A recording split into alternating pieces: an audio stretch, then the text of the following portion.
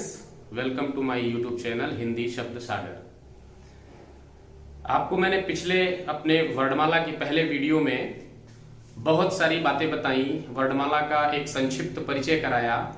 वर्णमाला में कितने अक्षर होते हैं, कौन से अक्षर किस वर्ग में रखे गए हैं, स्पर्श व्यंजन क्या है, ऊष्म व्यंजन क्या है, अंतस्थ क्या है, इन सब चीजों की मैंने आपको एक संक्षिप्त रूपरेखा पहले वीडियो में अपने वर्णमाला के समझा दिया है। स्वर के बारे में मैंने बता दिया था कि कौन ह्रस्व स्वर है, कौन दीर्घ स्वर है और प्लुत स्वर क्या होता है, जो अभी समय हिंदी में नहीं है। इन सब की एक संक्षिप्त रूपरेखा के बाद कई सारे प्रश्न आपको निकल करके आए थे और वो सब आपने पहली वीडियो में देख लिया है, जो इम्तिहान की दृष्टि से बहुत इंपॉर्टेंट भी थे। और अब जो मैं दूसरा वर्णमाला का दूसरा टॉपिक, दूसरा पार्ट लेकर के आया हूं, इसमें आपको बहुत सारे इंपॉर्टेंट प्रश्न मिलेंगे जो आपको उच्चारण स्थान के आधार पर पूछे जाते हैं। कुछ और आधार हैं, जैसे नाद की दृष्टि से, वायु प्रक्षेपण की दृष्टि से, प्रयत्न के आधार पर, बाह्य प्रयत्न के आधार पर, आभ्यंतर प्रयत्न के आधार पर, इन सब आधार पर बहुत सारे प्रश्न आपके एग्जाम में पूछे जाते हैं। और उन सारे प्रश्नों का उत्तर आज आपको इस वर्णमाला के दूसरे पार्ट के वीडियो में आपको सब कुछ मिलने वाला है। तो डियर स्टूडेंट्स, आपसे मैं ये कहना चाहता हूं कि इस वीडियो को शुरू से लेकर के अंत तक देखें, और हमारी पहली वीडियो अगर आप नहीं देखे हैं तो उसको भी देख लें। और ये दोनों वीडियो देखने के बाद आपको वर्णमाला से जितने भी प्रश्न एग्जाम में आते हैं वो सारे के सारे प्रश्न आपको यहीं पर इन दोनों वीडियो में मिल जाएंगे। तो आज का ये वीडियो जो हमारा वर्णमाला का पार्ट 2 है, बहुत ही इंपॉर्टेंट है और इम्तिहान की दृष्टि से इससे बहुत सारे प्रश्न आपको आज ही अभी मिल जाएंगे और बल्कि याद भी हो जाएंगे। बस हमारी वीडियो को आप केयरफुली देखते रहें। तो आइए शुरू करते हैं आज वर्णमाला का पार्ट 2।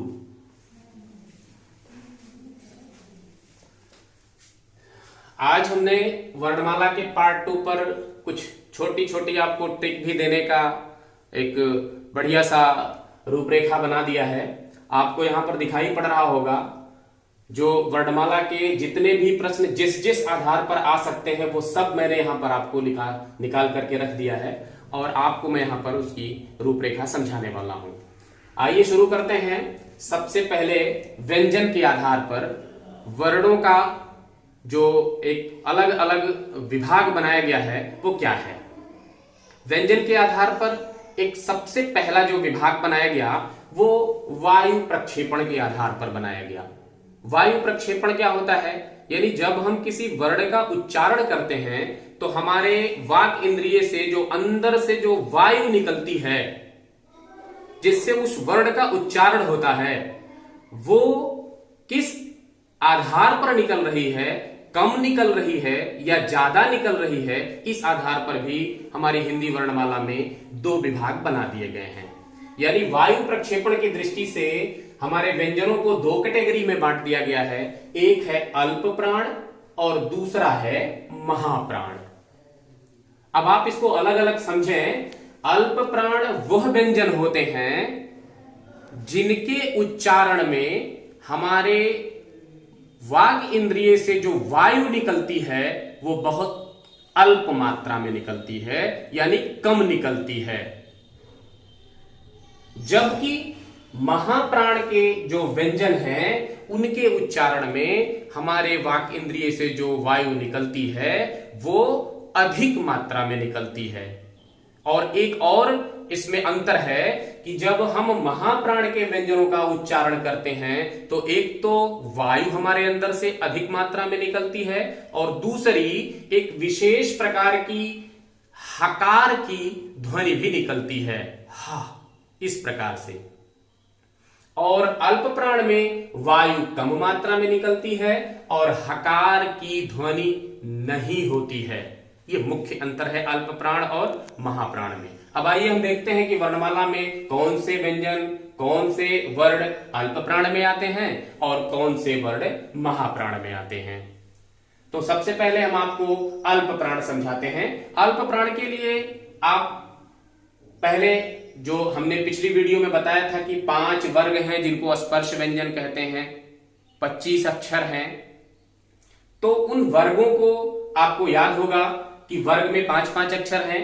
उस वर्ग के यानी जितने भी वर्ग 5 वर्ग जो हमारे वर्णमाला में हैं, उन वर्गों का पहला अक्षर, तीसरा अक्षर और पांचवां अक्षर, पांचवां, ये तीनों अक्षर यानी अगर मान लीजिए का वर्ग है तो का वर्ग का पहला का, तीसरा हो गया गा और पांचवा हो गया अंगा।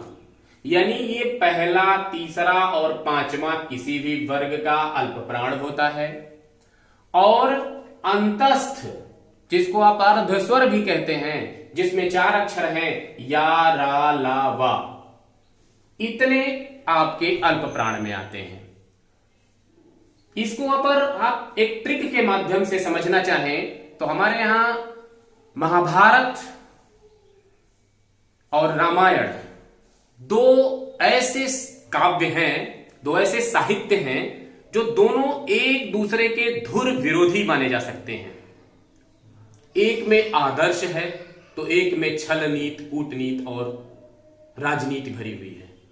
हम उस महाभारत के एक कैरेक्टर को आपको याद दिलाना चाहेंगे। उनका नाम था द्रौपदी, जिनके 5 पति हैं, आपको याद होगा। उस 5 पति से आपको यहां पर एक ट्रिक मैं निकाल के दिखा रहा हूं इस अल्प प्राण को समझने के लिए। अल्प प्राण में पति 5 हमारे यानी जिस स्त्री के अंतः में 5 पति स्थित हो वही अल्प प्राण है। अब आप देखेंगे अंतः में स्थित अर्थात अंतस्थ, या, रा, ला, वा।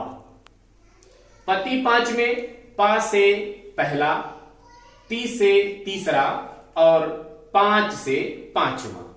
यानी इस आधार पर अगर आप देखें तो अल्प प्राण में पहला यानी वर्गों का पहला, तीसरा और पांचवा वर्ण, और वर्णमाला में जो अंतस्थ माने गए हैं, या, रा, ला, वा, ये अल्प प्राण माने जाते हैं।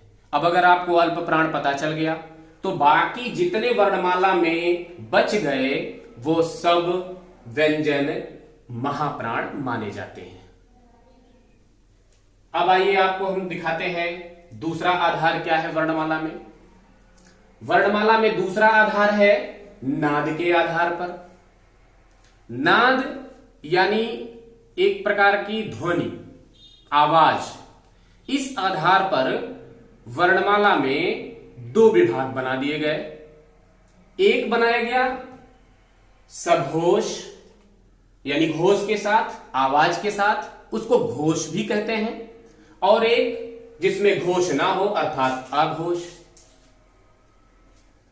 यानी जब हम किसी वर्ण का उच्चारण करते हैं तो हमारे अंदर से जो नाद निकलती है, आवाज निकलती है, उस आधार पर यह बताया गया कि सघोष वर्ण वे वर्ण होते हैं जिनके उच्चारण में हमारे मुख से जो नाद निकल रही है उस नाद में हमारी स्वर तंत्री झंकृत हो जाती है, कंपित हो जाती है, एक प्रकार की झनकार पैदा हो जाती है।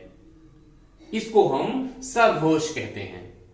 और अगर उन वर्णों के उच्चारण में हमारे स्वर तंत्री झंकृत ना हो, उस प्रकार की नाद ना निकले, तो उसे हम अघोष कहते हैं, अर्थात घोष का ना होना, आवाज का, नाद का ना होना। इस आधार पर आइए हम देखते हैं कि हमारे वर्णमाला में कौन से वर्ण अघोष हैं और कौन से वर्ण सघोष हैं। इस पर भी मैं आपको एक छोटी सी ट्रिक दे देंगे। आप देखिए यहां पर अघोष वर्ण, अघोष वर्ण में मैंने बताया कि उसमें स्वर तंत्री हमारी झंकृत नहीं होगी, अर्थात झंकार नहीं होगी। आप बोल करके देखेंगे तो निश्चित रूप से इसमें आपके स्वर तंत्रियों में झंकार नहीं होती, कंपन नहीं होता। वर्गों का पहला अक्षर और दूसरा अक्षर, यानी वर्गों का पहला का वर्ग से अगर हम उदाहरण दें तो का वर्ग का पहला का है और दूसरा है खा। ये दोनों वर्ण ऐसे ही हर वर्ग के पहले और दूसरे अक्षर अघोष माने गए हैं। और तीनों प्रकार के शा यानी तालव्य शा, मूर्धन्य शा और दंत्य शा, ये भी अघोष वर्ण माने गए हैं। अब इस आधार पर एक छोटी सी ट्रिक आपको मैंने यहां पर लिख दिया है, पद सा। पद सा, पद सा मतलब पा से पहला वर्गों का, द से दूसरा वर्गों का, और सा मतलब तीनों सा, यानी वर्गों का पहला, दूसरा और तीनों सा, ये आते हैं आपके अघोष।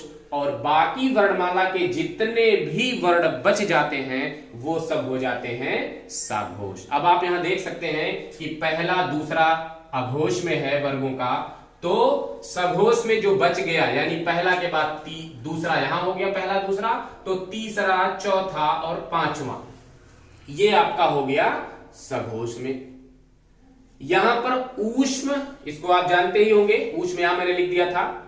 ऊष्म में तीनों सा आते हैं और हा आते हैं, और अघोष में आपके तीनों सा निकल गए। ट्रिक के आधार पर आप समझ सकते हैं, पद सा पहला दूसरा वर्गों के हो गए और तीनों सा हो गए। यहां जो हा बच गया वो चला आया सघोष में, ये हा। अभी आप और देखेंगे तो अंतस्थ बचा हुआ है, तो अंतस्थ भी हमारा आ गया सघोष में। यानी इस आधार पर हम देखें तो पद सा अगर हम याद कर लें तो हमको क्लियर हो जाता है कि अघोष के वर्ण इतने हैं, पहला दूसरा और तीनों सा, और सघोष में जो बच गए हो गए। इधर भी आपने देखा था कि पति 5 अगर हम याद कर लें तो पहला, तीसरा और पांचवा वर्गों का अल्प प्राण हो गया और अंतस्थ अल्प प्राण हो गया। बाकी जो बच गया दूसरा, चौथा और ऊष्म, ये हो गया महाप्राण। अब आइए हम आपको वर्णमाला के प्रत्येक वर्ण का उच्चारण स्थान की दृष्टि से कहां से कौन सा वर्ण उच्चरित होता है इसको हम समझाने का प्रयास करते हैं। इसमें हम एक थोड़ा सा संस्कृत के सूत्रों का भी सहारा लेते हैं, और निश्चित रूप से आप यह मान के चलिए कि अगर इन संस्कृत के सूत्रों को अगर आपने एक बार कंठस्थ कर लिया तो वर्णमाला के एक भी प्रश्न आपके गलत नहीं होंगे जो उच्चारण स्थान के आधार पर पूछे जाएंगे। आइए हम आपको समझाते हैं, बहुत आसानी से आप समझ जाएंगे इसको। यहां पर मैंने लिखा है कंठे, यानी जो कंठ से बोले जाते हैं वो कौन कौन से वर्ण आते हैं। अब यहां पर आप आइए, छोटा आ, बड़ा आ, यानी दोनों आ, का वर्ग मतलब का, खा, गा, घा, अंगा, हा और विसर्ग, विसर्ग मीन्स आहा, इतने वर्ण आपके कंठ हैं। इसको एक सूत्र के माध्यम से आप समझें कि अकुह विसर्जनीया नाम कंठा। अकुह विसर्जनीया नाम कंठा अगर आपने याद कर लिया तो आप ऐसे समझें। अब हम समझा रहे हैं आपको इस सूत्र के आधार पर। आ से दोनों आ,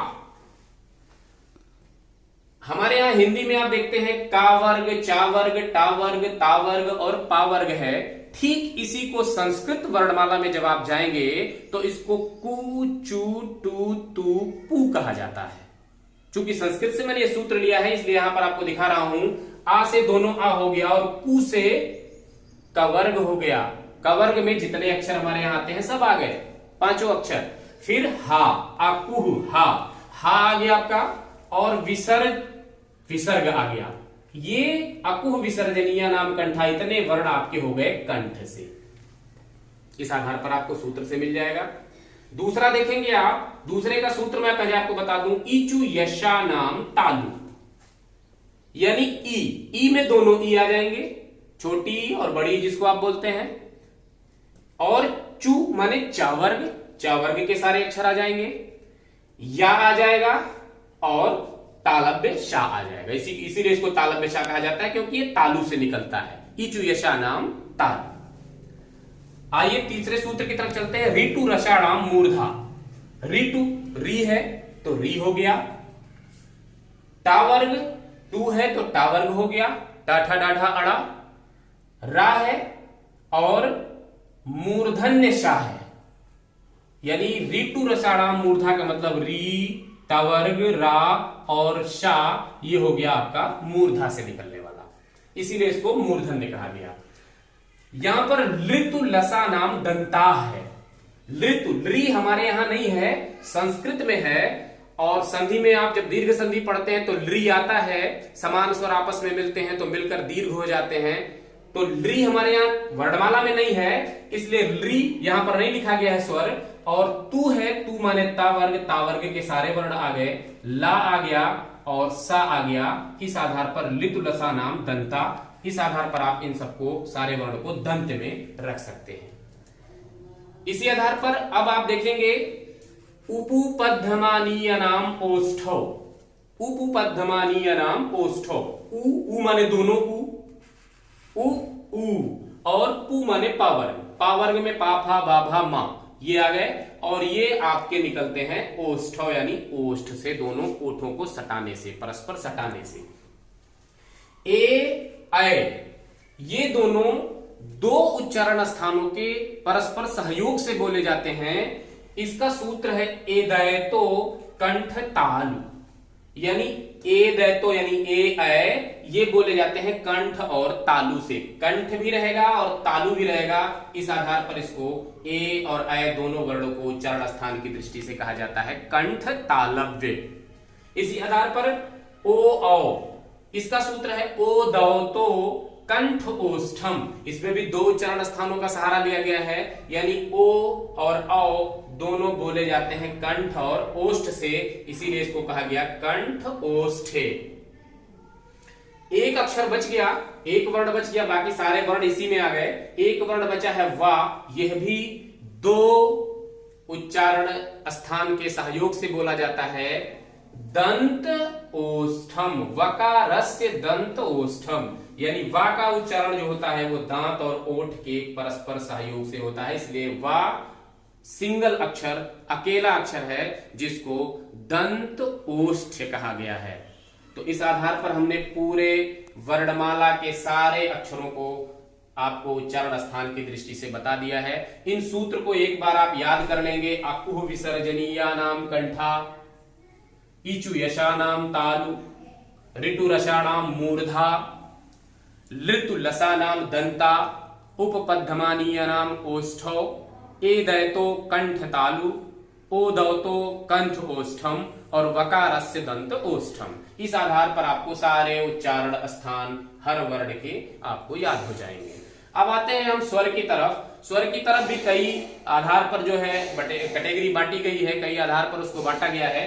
एक सबसे इंपॉर्टेंट जो इम्तिहान में बहुत बार पूछा जाता है कि कौन सा स्वर अग्र है, कौन सा पश्च है और कौन सा मध्य है, इसको हम समझ लें। बोलने के आधार पर अगर आप बोल करके प्रैक्टिकली देख लें, मैं बार बार कहता हूं कि आप इसको रटे नहीं बल्कि प्रैक्टिकली बोल करके देख लें, और जब बोल करके आप देख लेंगे तो जब भी इम्तिहान के दिन भूलेंगे तो वहां पर प्रैक्टिकल करके आप उसका आंसर सही लगा सकते हैं। यहां पर आइए आपको हम बताते हैं। हमने अग्र स्वर में लिखा है, यानी ये जीभ की स्थिति के आधार पर है, यानी जब हम इन वर्णों का उच्चारण करते हैं तो हमारे जीभ की स्थिति क्या होती है, आगे से निकल रहा है कि पीछे से निकल रहा है कि बीच से निकल रहा है अर्थात मध्य से निकल रहा है, उस आधार पर यहां पर हम आपको समझा रहे हैं। ई ए ऐ ये चार जो स्वर हैं वो अग्र स्वर माने गए हैं, यानी ई ए ऐ जब आप बोलते हैं तो हमारे जिह्वा का अग्र भाग इसमें सहयोग कर रहा है, इसलिए इसको हम अग्र स्वर कहते हैं। ई ए ऐ ये आगे से निकलता हुआ दिखाई पड़ रहा है, अग्र जीवा का अग्र भाग इसमें सहयोग कर रहा है, इसलिए इसको हम अग्र स्वर कहते हैं। मध्य स्वर एक सिंगल अकेला, जिसको आप अ बोलते हैं अर्थात कुछ लोग छोटा आ कहते हैं, वो मध्य स्वर माना गया है। जब हम अ बोलते हैं तो हमारे आगे और पीछे की स्थिति जो जीभ की होती है वो इसमें सहयोग नहीं बल्कि एक मध्य से निकलता हुआ दिखाई पड़ता है अ, इसलिए इसको हम मध्य स्वर कहते हैं। बाकी जितने स्वर में बच गए, बड़ा आ, छोटा ऊ, बड़ा ऊ और ओ, औ, ये हमारे पश्च स्वर माने जाते हैं, क्योंकि इनके उच्चारण को आप जब प्रैक्टिकली करके देखेंगे तो इनका उच्चारण जीभ की पीछे की स्थिति से निकलता हुआ दिखाई पड़ता है। जब हम बोलते हैं आ तो पीछे से निकलता आता दिखाई पड़ रहा है। ऊ, ओ, आओ, यानी ये हमको पश्च स्थिति से दिखाई पड़ते हैं, इसलिए इनको हम पश्च स्वर कहते हैं। तो इस आधार पर आपने इस वीडियो में यह सारे वर्णमाला के उच्चारण स्थान की दृष्टि से देख लिया, वायु प्रक्षेप के आधार पर देख लिया, नाद के आधार पर देख लिया। एक और आधार है जिसमें 3 अक्षरों के बारे में हम आपको फिर से बता दें कि इन तीनों को, तीनों वर्णों को अलग अलग, अगर कभी कभी विकल्प में क्या होता है कि यहां पर तो हमने आपको बता दिया ला को हमने बता दिया दंत्य है, लिट लसा नाम दंता, इस आधार पर ये सामान्य रूप से बिल्कुल ला दंत्य है। लेकिन एक और कभी कभी प्रश्न आ जाता है कि ला पूछा गया है कि ला उच्चारण स्थान की दृष्टि से क्या है और दंत्य विकल्प में ही नहीं है, तो वहां पर एक विकल्प इसके लिए आएगा पार्श्विक। ये पीछे से आता हुआ दिखाई पड़ता है ला, जब हम बोलते हैं तो इसको इसीलिए इसको पार्श्विक कह दिया गया। यानी ला को कभी आपको अगर प्रश्न में आया है ला और विकल्प में दंत्य नहीं है तो आप उसका उत्तर लगाएंगे पार्श्विक, ये ला। एक और वर्ण है जिसको हम दंत्य सा बोलते हैं, यह दंत्य सा भी दंत में ही है, यहां पर आपने देखा। लेकिन इसके लिए भी अगर दंत्य को एक और नाम दिया गया है वर्त से, कभी वास्तव में विकल्प में अगर दंत्य नहीं है तो आपको वर्त से लगाना है, वर्त से, इसको सा को वर्त से भी कहा गया है। एक और अक्षर है रा, रा, इस रा को भी आप जानते हैं ऋतु रसाणाम मूर्धा, रा मूर्धा से निकलता है। लेकिन अगर मूर्धा विकल्प में नहीं है तो इसके लिए एक और ऑप्शन में आपको मिल सकता है प्रकंपित, प्रकंपित, यानी प्रकंपित इसको इसलिए कह दिया गया क्योंकि रा जब हम बोलते हैं तो निश्चित रूप से निकल तो मूर्धा से ही रहा है, लेकिन जब रा की ध्वनि निकलती हुई प्रतीत होती है तो एक प्रकार से हमारी जो जिह्वा है वो कंपित होने लगती है, रा ऐसे आप देखेंगे कंपित हो रही है, इस नाते इसको प्रकंपित भी कहा गया है, या इसको एक नाम और लुंठित भी कहा गया है। इस आधार पर आपको अब हमने पूरे वर्णमाला की पार्ट 2 और पार्ट 1 जो पिछली वीडियो थी हमारी, उस आधार पर आप अगर दोनों वीडियो को मिला करके देख लें तो निश्चित रूप से सारे वर्णमाला के जो प्रश्न हैं, सारे इंपॉर्टेंट प्रश्न हैं जो आपके इम्तिहान में आएंगे वो सब इसी से मिल जाएंगे। तो अब हमारे चैनल पर अगर आप नए हैं तो हमारे इस हिंदी शब्द सागर चैनल को सब्सक्राइब कर लें, वीडियो पसंद आती है तो लाइक करें, अपने दोस्तों को भी शेयर करें ताकि वो भी इससे फायदा उठाएं। मिलते हैं अगली वीडियो में।